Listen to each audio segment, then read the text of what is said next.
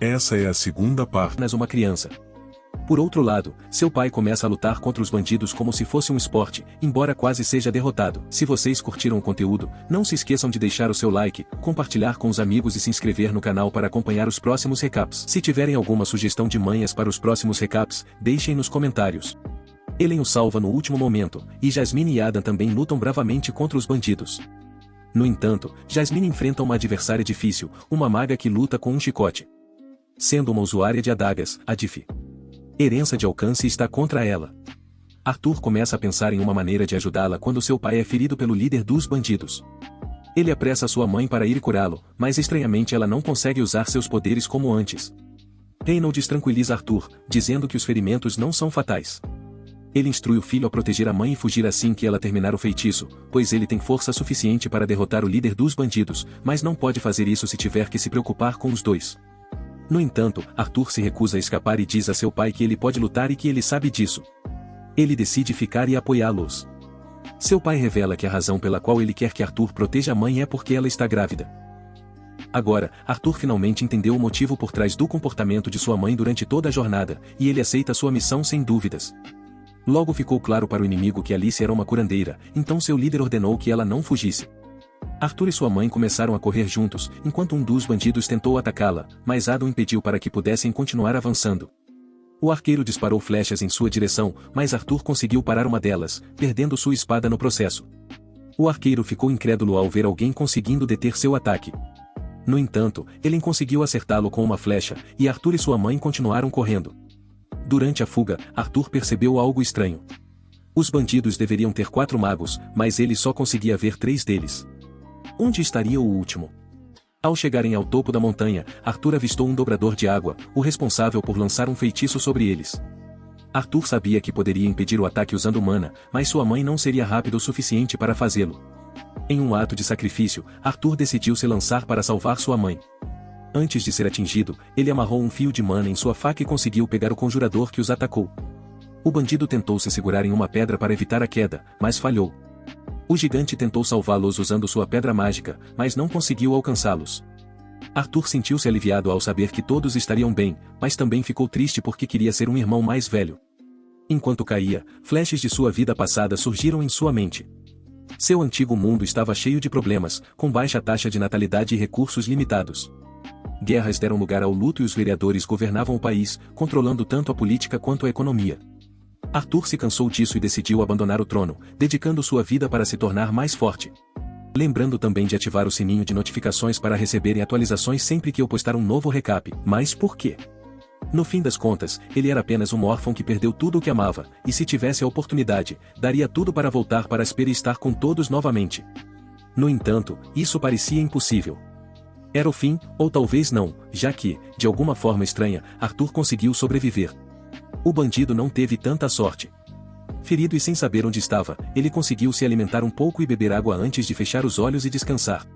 Ao acordar, sentiu-se melhor e conseguiu se levantar.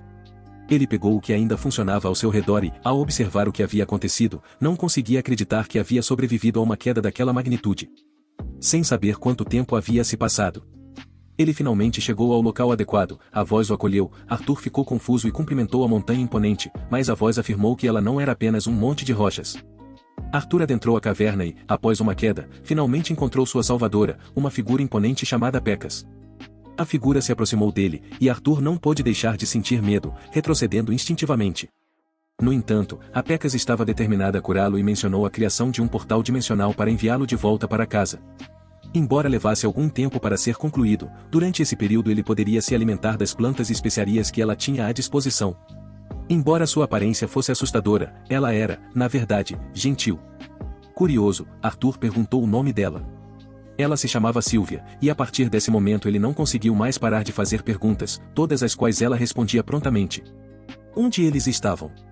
Estavam em uma pequena área entre a clareira das feras e a floresta, um lugar desconhecido para muitos devido à proteção dela. Por que ela estava sozinha? Sylvia estava sozinha porque não tinha ninguém para ficar com ela. Ela tinha muitos inimigos que a perseguiam, e durante sua última batalha, enquanto ela fugia, ficou gravemente ferida. Por fim, Arthur questionou por que ela o havia salvado. Sinceramente, ela não sabia ao certo, talvez tenha sido comovida pelo seu sacrifício e bravura, ou simplesmente porque ela se sentia solitária. Agora ela estava se recuperando e iria cuidar de sua ferida para que pudesse começar a trabalhar no portal no dia seguinte. Enquanto o relacionamento entre eles se fortalecia, quando Sylvia não estava ocupada com o portal, eles compartilhavam refeições, brincavam ou simplesmente conversavam. Apesar de sua aparência demoníaca, Sylvia era gentil e carinhosa. No entanto, quando Arthur expressou seu ódio pelos bandidos e o desejo de matá-los, Sylvia o repreendeu, lembrando-o de que ele não deveria permitir que pensamentos de ódio e vingança dominassem sua mente, pois isso arruinaria sua vida. Horas se transformaram em dias, e dias se transformaram em semanas. A ferida de Sylvia parecia piorar com o tempo, mas ela o tranquilizou, dizendo que era normal e que costumava infectar-se. Isso era comum para os humanos quando atingiam os 12 ou 13 anos. Arthur, cheio de orgulho, mencionou que era um gênio, e Sylvia sugeriu que talvez ele pudesse aprender algo com aquilo. Era como absorver mana enquanto se movia, algo que as feras aprendiam naturalmente, mas que os humanos levavam mais tempo para despertar e compreender. No entanto, isso não se aplicava a Arthur, e talvez ele também pudesse aprender. Animado, ele começou a praticar, mas logo percebeu que era mais difícil do que imaginava. Com o tempo. Porém, ele finalmente conseguiu. O problema era que, quando ele se preparava para contar a Sylvia, ela caiu no chão em uma poça de sangue. Arthur correu imediatamente para ajudá-la, incapaz de entender por que a ferida dela piorara tanto. Foi então que ele olhou para o portal e percebeu a verdade: Bella estava se sacrificando para criar o portal. Sylvia o pediu para se acalmar, para parar de chorar. Eles tiveram pouco tempo juntos, e não havia sentido em perder tempo se culpando. No entanto, Arthur não conseguia aceitar a situação.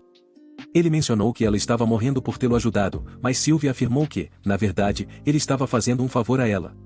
Agora ela poderia deixar aquela caverna mais rapidamente.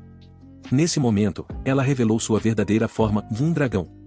Arthur ficou sem palavras diante dessa revelação. Embora Arthur tivesse muitas perguntas, o tempo era curto. Sylvia pegou o que parecia ser um ovo e o entregou a ele, juntamente com uma pena que ele deveria usar para esconder sua aura. Em seguida, ela tocou o peito de Arthur, deixando algumas marcas em suas mãos.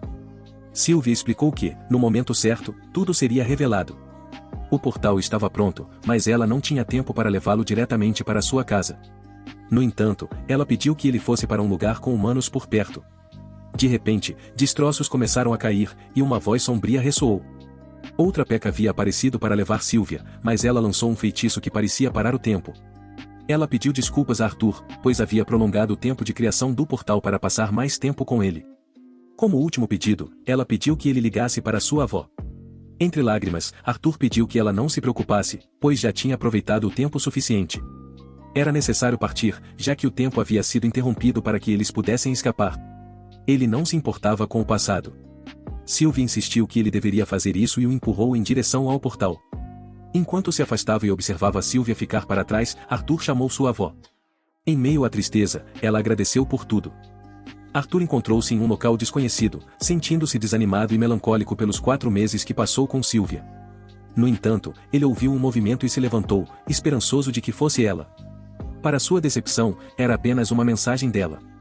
Sylvia disse que ele não estava pronto para a verdade, já que seu corpo de criança e seu núcleo escuro não eram fortes o suficiente.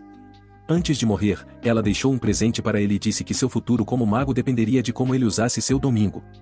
Mesmo que Arthur não se importasse, ele desejava que ela estivesse viva. Sylvia podia compreender as emoções de Arthur, a dor, a raiva, a culpa. Ela o lembrou de que ele tinha uma família para cuidar e um propósito a cumprir. Seu único pedido era que ele se tornasse um homem do qual ela e seus pais se orgulhariam. No último momento, ela disse adeus, chamando-o de Rei Grey. Arthur ficou cheio de perguntas, perguntando-se desde quando ela sabia sobre sua identidade e como ela sabia. No entanto, ele não receberia respostas. Decidindo explorar a floresta para descobrir onde estava, Arthur subiu em uma árvore e percebeu que estava na floresta de Elshire. Ele não entendia por que estava lá, já que Sylvia prometeu enviá-lo para perto dos humanos.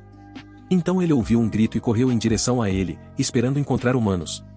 No entanto, descobriu que eram traficantes de escravos, capturando uma elfa valiosa no mercado. Isso enfureceu Arthur, e ele seguiu os traficantes, esperando uma oportunidade para agir. A noite chegou, e Arthur viu sua chance. Ele distraiu os lobos mágicos usando uma semente e criou uma faca mágica usando sua mana. Com ela, ele matou um dos sequestradores e agradeceu pela arma. Quando outro sequestrador saiu para verificar, Arthur o nocauteou silenciosamente. porém, a elfa começou a gritar, alertando os outros dois. Um dos traficantes tentou atacar Arthur, mas ele conseguiu derrotá-lo facilmente. O último traficante ficou animado ao descobrir que Arthur também era um mago e achou que poderia ganhar mais dinheiro com ele. No entanto, Arthur usou sua magia para criar uma explosão e atacá-lo. Agora, o traficante estava furioso e decidido a matar Arthur.